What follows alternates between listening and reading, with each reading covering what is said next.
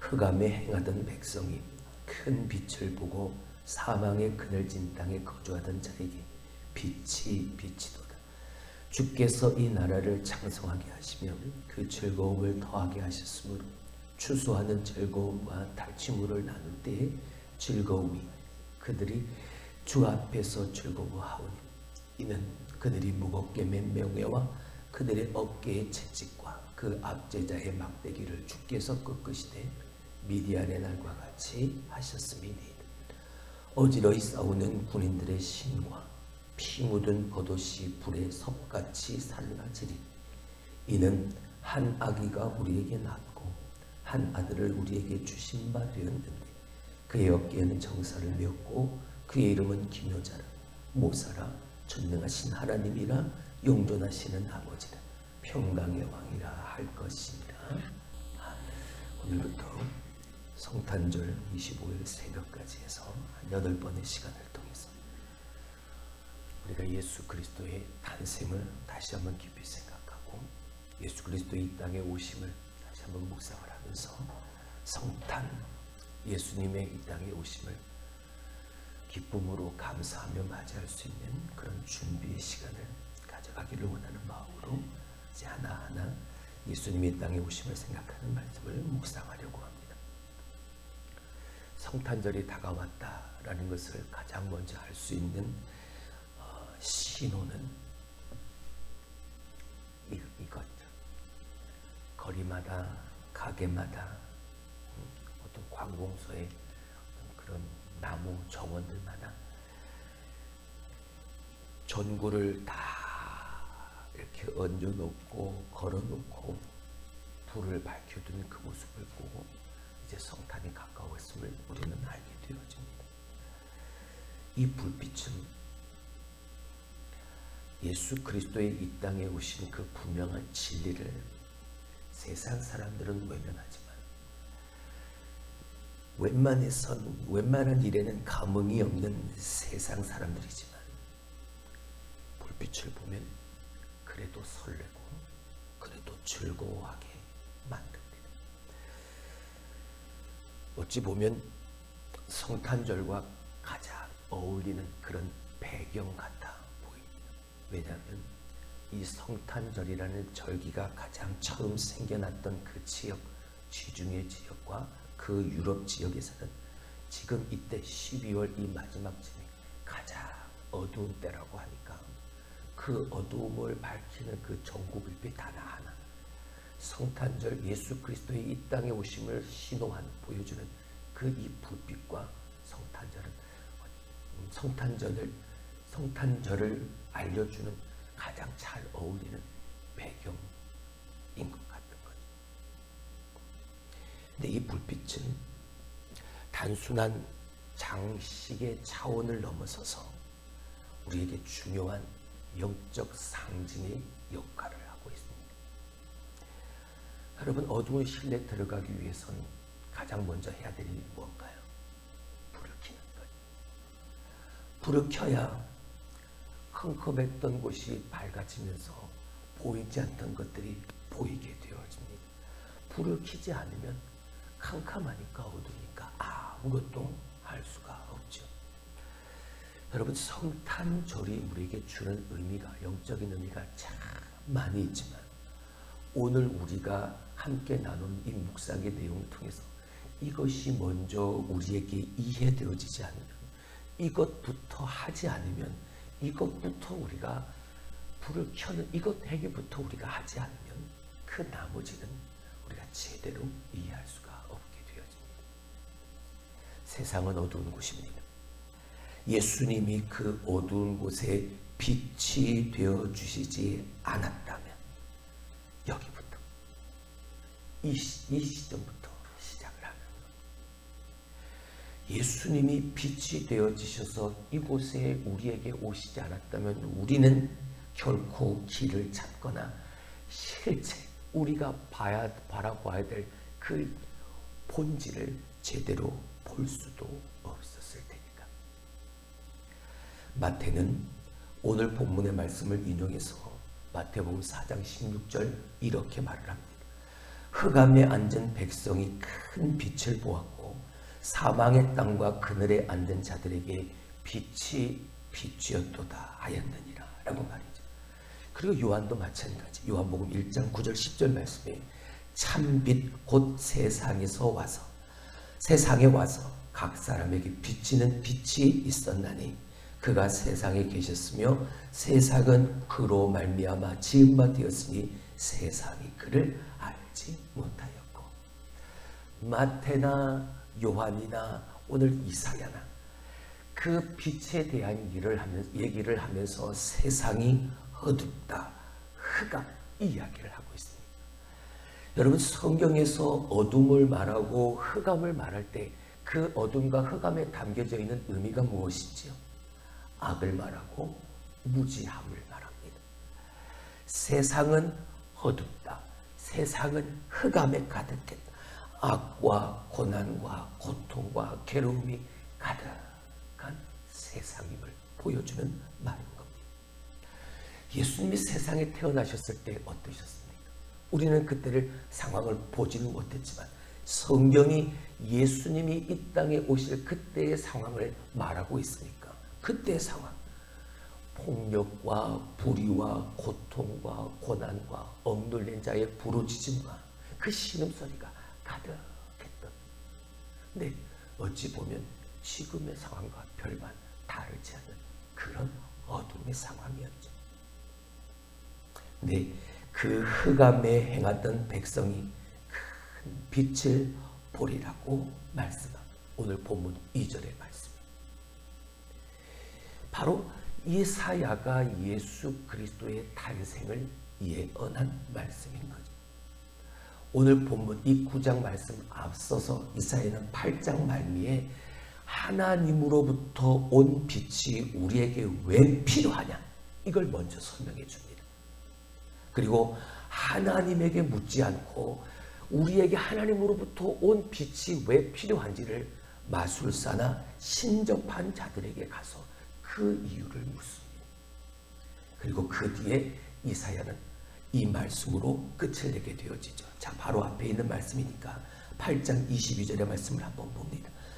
땅을 굽어 보아도 환난과 흑암과 고통의 흑암뿐이니 그들이 심한 흑암 가운데로 쫓겨 들어가리라. 하나님으로부터 빛이 오게 되어질 텐데 그 빛이 우리에게 왜 필요하냐? 근데 이걸 가지고 사람들은 하나님에게 물으려고 하는 게 아니라 신접한 자들과 마술사들에게 가서 이 이유를 묻는 이상한 장면이 나옵니다. 그에 대한 대답으로 이사야는 하늘을 보아도 위를 보아도 땅을 굽어 보아도 환난과 흑암과 고통의 흑암뿐이니 그들이 심한 흑암 가운데로 쫓겨 들어가게 되어질 것이다 라고 예언하며 8장의 말씀을 마치게 되어집니다. 여러분, 땅을 굽어본다, 무슨 의미일까요? 신접한 자들, 마술사들, 전문가들, 신비주의자들, 학자들, 당시에 그때의 유력한 사람들, 세상의 방법을 추구하는 사람들, 세상에서 그 해답을 찾으려고 합니다. 이사야는 하늘로부터 빛이 우리에게 올 텐데 그 빛이 왜 우리에게 필요하냐? 영적인 의미를 그들에게 제시하는데 그들은 세상적 방법으로 그 해답을 찾으려고 하는. 그들은 말합니다. 흑암에 있는 것 맞다. 우리가 그 어두운 가운데 있는 것 맞다. 하지만 우리가 가지고 있는 힘, 우리가 가지고 있는 노력으로 얼마든지 우리는 이 어둠을, 힘듦을, 흑암을 헤쳐나갈 수 있다. 해결할 수 있다. 그들은 말하는 거예요. 근데 여러분, 과연 그럴까요? 아무리 우리가 위를 쳐다보고 땅을 굽어보아도 인간 스스로가 구원을 만들어낼 수는 절대 없습니다. 스스로를 구원할 수 있는 능력이 우리에게는 없습니다. 세상의 해결 방법을 세상의 방법으로 찾으면 찾을수록 세상은 더 암울해지고 더 어두운 흑암 가운데 빠져 들어갈 수밖에 없습니다. 인간의 방법, 인간의 자원, 땅만 굽어보면 흑암은 더 짙어 흩어질 뿐인 거죠. 오늘 본문 9절의 말씀에서 이사야가 우리에게 전하는 기독교적 메시지가 뭡니까?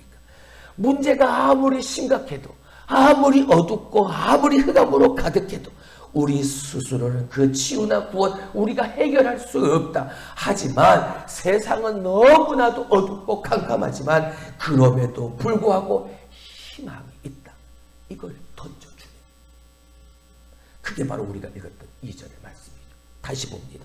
흑암에 앉은 백성이 큰 빛을 보았고 어둠 속에 어쩔 수 없이 거할 수밖에 없지만 우리의 상황이 지금 너무나도 어둠의 관역에 갇혀 있지만 큰 빛을 보았고 사망의 땅과 그늘에 앉은 자들에게 그 빛이 뭐하였도다?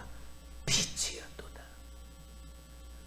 어둡지만 캄캄하지만 희망이 있다. 큰 빛을 보았고 그 빛이 빛이었다. 여러분, 이게 성탄이 우리에게 주는 메시지인 겁니다. 성경은 세상에서 빛이 솟았다라고 말하지 않습니다. 빛이 빛이었다고 말하지. 그 빛은 세상에 우리 안에 있던 것이 아닌 겁니다. 밖에 있었던 겁니다. 저 밖에, 우리 밖에서 그 빛은 우리에게 비춰진 겁니다. 우리에게로 온 겁니다. 예수님께서 우리를 구원하시고자 그 빛을 가지고 우리 가운데 찾아오신 겁니다. 아니, 조금 더 확실하게 말하면 예수님이 그 빛이십니다. 요한복음 8장 12절 제가 읽어드립니다. 예수께서 또 말씀하여 이르시되 나는 세상의 빛이니 나를 따르는 자는 어둠에 다니지 아니하고 생명의 빛을 얻으리라. 나는 세상의 빛이다. 그 빛이 우리에게 비춰진 것. 캄캄하던 우리의 삶. 성경에 따르면 우리는 본래 하나님과의 온전하고 바른 관계를 누렸는데 하나님 우리를 창조하셨을 그때 말입니다. 지금은 그 태초에 하나님으로 충만한 그 관계를 우리는 다 잃어버렸습니다. 무엇 때문에? 죄 때문에. 우리 몸이 죽는 것도 그 때문이고 영적으로 피폐해지고 황폐해지는 그 분명한 이유도 바로 그 때문이에요. 우리는 그것으로 말미암아 희망을 잃어버렸습니다. 과도한 욕망에 다 중독이 되어져 가고 있고 저마다 깊은 불만족 때문에 내 삶을 채우지를 못하고 있고 정체성, 내가 그리스도인이다. 이것에 대한 혼란과 내가 그리스도인에 대한 수치와 부끄러움을 가지고 살아갑니다. 더 이상 그런 우리 안에 이 세상에 어떠한 변화도 일어날 능력이 우리에게 없어졌습니다. 이런 우리가 이런 속에서도 그럼에도 불구하고 뭔가를 할 수 있다. 내가 그래도 살아있다. 움직인다. 이런 하나님의 은혜 덕분인 겁니다. 우리는 그분의 말씀, 그분의 계시 없이는 하나님이 어떤 분이신지 우리는 절대 알 수 없습니다. 그래서 그분은 말씀에 당신을 이렇게 계시해 놓은 겁니다. 다시 말하면 우리에게는 없고 스스로 지어낼 수도 없는 그 생명과 진리는 오직 하나님께만 있다. 예수에게만 있다. 성령에게만 있다. 증거해 놓으신 거죠. 자, 그렇다면 이렇게 우리 가운데 계시된 하나님, 더 정확하게 이 성탄 시즌에 맞아서 예수 그리스도 그 빛, 하나님의 빛은 우리에게 어떻게 비춰지는 6절의 말씀을 봅니다. 이는 한 아기가 우리에게 낳고 한 아들을 우리에게 주신 바 되었는데 그의 어깨에는 정사를 메었고 그의 이름은 기묘자라 모사라 전능하신 하나님이라 영존하시는 아버지라 평강의 왕이라 할 것임이라. 아멘. 한 아기가 우리에게 낳고 그 빛이 우리에게 임한 방식, 그 빛이 우리에게 이렇게 비춰진 것, 그 아기가 우리에게 빛을 가지고 온 것, 그리고 기묘자, 모사, 전능하신 하나님, 영존하시는 아버지, 평강의 왕이라 불리며 아기로 태어나셨습니다. 이 놀라운 탄생의 의미를 그저 메리 크리스마스라고 하는 간단한 그 인사로 그 모든 영적인 의미를 다 담아내지는 못합니다. 목자들처럼, 천사들처럼, 동방박사들처럼 그 의미를 깨닫고 너무나 놀라서 말을 잃고 그저 바라보는 경이로움과 사랑과 그분을 향한 찬양, 찬송함이 마땅한 모습인 거죠. 왜 그렇습니까? 예수님이 정말 전능하신 하나님, 영존하시는 아버지라면, 그렇게 이 땅에 오셨다면 그냥 마냥 좋아하기만 할 수 없기 때문에 예수님을 직접 보고 듣고 만난 사람들, 그 어느 누구도 심드렁하거나 아무렇지도 않게 미지근하게 반응한 사람이 아무도 없습니다. 그분을 그냥 좋아하기만 한 사람은 아무도 없었습니다. 왜요? 전능하신 하나님이고 영존하신 아버지로 태어나신 예수 그리스도, 그 아기가 전능하신 하나님이라면 마냥 좋아하기만 할 수가 없어서 온전히 그분을 섬길 수밖에 없는 모습으로 설 수밖에 없는, 기묘자라 모사라 평강의 왕이라 그 아기가 그렇게 오셨는데 어떻게 모른 척하고 아는 척할 수 있겠습니까? 온전히 그분을 섬기고 싶을 수밖에 없기 때문에. 기묘자가 뭡니까? 놀랍다, 아름답다 라는 뜻이죠. 그분이 전능하신 하나님, 무한히 높으신 분임에도 불구하고 우리와 같이 되셨습니다. 놀라운 일인 거죠. 아름다운 일인 거죠. 우리의 어둠을 아시고자 우리와 같은 처지를 자처하셨습니다. 십자가를 지시고 죽으심으로 우리를 구원하셨습니다. 놀라운 일입니다. 기묘자. 이 모든 걸 기꺼이 자발적으로 순전한 사랑으로 우리 가운데 행하셨습니다. 그 일을 위해서 아기로 인간의 몸을 입고 이곳에 태어나신 기묘자, 놀라운 아름다운 일. 모사, 카운슬러, 상담자라는 뜻이죠. 어려움이 있을 때 먼저 그것을 경험하고 그 길을 걸어간 사람의 말과 그 지식은 큰 힘이 되어질 때가 있습니다. 하나님이신 그분이 인간의 몸을 입고 말구 위에 인간으로 아기로 태어나셨습니다. 인간의 몸을 입고 이 땅에 오셨습니다. 그분이야말로 우리 인간, 나를 가장 이해하시고 우리의 모든 경험들을 다 하시는 카운슬러, 상담자, 모사가 되십니다. 그분을 온전히 섬기고 싶을 수밖에 없는 마음이 우리의 마음이 되어져요. 이렇게 예수님은 우리에게 그 빛으로 오신, 세상에 오신 하나님의 빛입니다. 새 생명을 가져와서 우리의 영적 죽음을 몰아내신 분이고 진리를 밝혀 우리의 눈먼 영혼을 치료하신 분입니다. 그렇다면 이 빛은 어떻게 내 것, 우리의 것이 되어질 수 있을까요? 6절을 다시 봅니다. 성경은 단순히 한 아기가 우리에게 낳고 라고 이것으로 끝나지 않았습니다. 한 아들을 우리에게 주신 바 되었습니다. 할렐루야. 그러니까 이 빛은요, 하나님이 우리에게 주신 선물인 겁니다. 이 은혜의 선물을 기꺼이 내가 받아야만 내 것, 우리의 것이 될 수 있는 겁니다.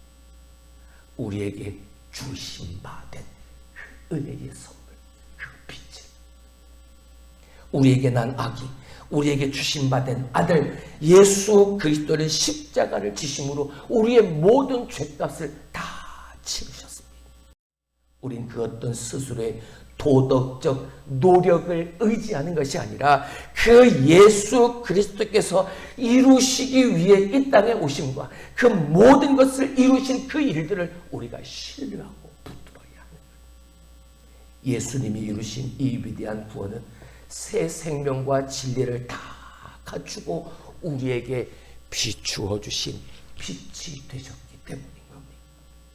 그걸 받으려면요, 그것이 내 것이 되어지려면요, 그것이 과분한, 내가 받기에는 너무나 과분한 은혜요 선물이라는 것을 내가 인정하는 것, 이것밖에 없는 겁니다.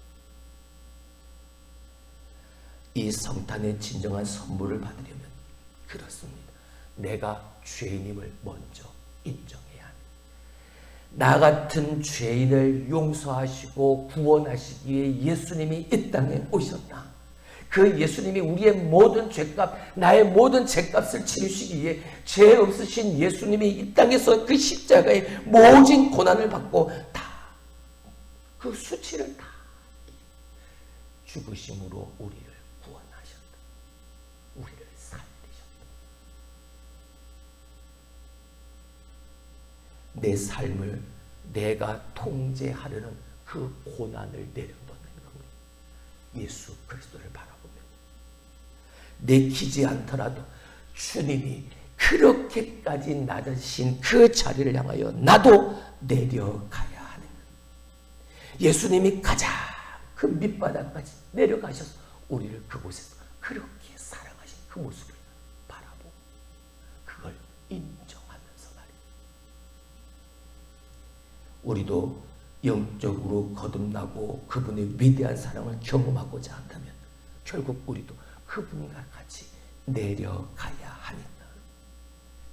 여러분, 그분은 내려가심으로 높아지셨습니다. 그분은 낮아지심으로 위대해지셨습니다. 우리 또한 철저한 낮아짐을 통해서만 그 빛으로 우리 가운데 찾아오시고 비추어 주신 그 빛으로 우리가 들어갈 수 있는 겁니다. 세상의 빛이신 예수님이 어둠 속으로 내려오신 것은 우리를 그 빛, 하나님의 아름다운 빛으로 우리를 친히 인도하시기 위해서 우리를 향하여 빛으로 우리 가운데 나가오신 거죠. 그걸 베드로는 베드로전서 2장 9절 이렇게 말한 겁니다. 너희를 어두운 데서 불러내어 그 귀한 빛으로 들어가게 하신 이의 아름다운 덕을 선포하게 하려 한다. 우리를 어두운 데서 불러내어서 그의 기이한 빛으로 들어가게 하시려고 빛이신 그분이 낮아지시고 내려오시는 것. 성탄이 우리에게 주는 이러한 영적 약속들을 우리가 이해하려면 여러분, 우리는 먼저 이것부터 인정해야 합니다. 내 삶의 과분한 은혜, 나는 죄인인데 나 같은 이 죄인을 용서하시고 살리시고 사랑하시기 위해서 빛이신 그분이 이 땅에 우리에게 내려오셨다. 비춰주셨다는 것. 빛이신 그분이 인간의 몸을 입고 이 땅에 태어나셨다. 그 과분한 은혜로 내게 비치는 이 빛이 없이는 나 스스로는 절대 구원받을 수도 없고 나 자신을 제대로 이해할 수도 없다는 사실. 이게 신앙, 믿음, 기독교의 근본 진리인 것. 여기서부터 출발해야 우리는 성탄의 깊은 의미를 더 깊이 깨달을 수 있는, 서두에도 말씀을 드렸던 이 시대는, 세상 사람들은 그 진리를 외면합니다. 그 진리를 생각하지 않고 그저 흥청망청 쾌락으로 빠져드는 이 성탄의 때, 한 아기, 한 아들로 우리 가운데 오시고 비추어 주신 그 빛 대신 예수 그리스도의 그 위대함, 그리고 그 낮아지심, 그것을 먼저 깨닫는 것, 거기서부터 출발해야 여기부터 출발을 하는 것. 그래서 8번의 시간을 통해서 이 성탄의 깊은 의미를 다시 한번 우리가 깨닫고 성탄절 주일 아침 예수 그리스도의 탄생을 정말 기뻐하며 정말 빛으로 우리 가운데 오신 그 내가 감당하기에 너무나 과분한 그 은혜지만 내가 그걸 인정하고 받아들임으로 기뻐하며 감사함으로 하나님 앞에 영광 돌리며 예배할 수 있는 귀한 성탄절을 맞이하는 여러분들이 될 수 있길 주님의 이름으로 축원합니다.